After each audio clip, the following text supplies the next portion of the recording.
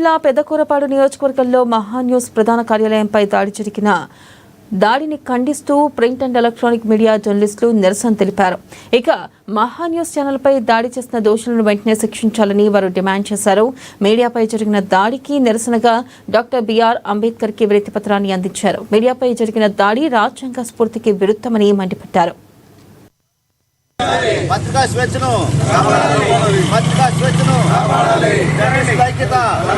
జర్నలిస్టుల ఐక్యత ఖండించండి. పత్రికలపై జరుగుతున్న దాడులను ఖండించండి. పత్రికలపై జరుగుతున్న దాడులను రాష్ట్రాల్లో జర్నలిజం పైన జర్నలిస్టుల పైన అనేక దాడులు జరుగుతూ ఉన్నాయి.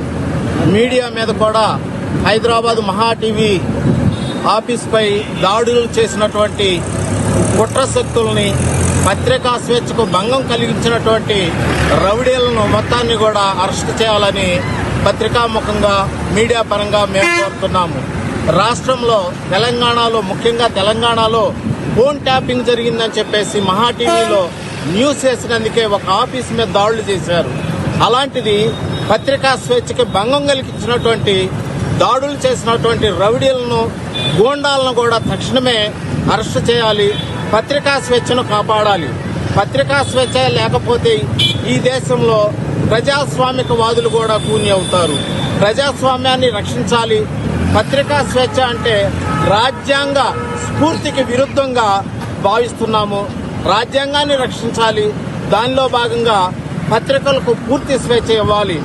ఎక్కడో తప్పులు జరుగుతున్నాయని రాస్తున్నందుకే వీళ్ల మీద దాడులు చేస్తే, ఎక్కడో అంతర్గతంగా లోన జరుగుతున్నటువంటి గూండాయుజాలు కానీ ఇవన్నీ కూడా పత్రికలు బయటకు తీసుకొచ్చి ఎలక్ట్రానిక్ మీడియా అప్పటికప్పుడే వార్తలు అందిస్తున్నటువంటి వాళ్ళ మీద కూడా దాడులు చేసి, హైదరాబాద్లో ఆఫీసు మీద దాడులు చేసి పత్రికా స్వేచ్ఛ మీదే కాకుండా ఆఫీసుని దగ్ధం చేయడానికి కూడా ప్రయత్నం చేశారు.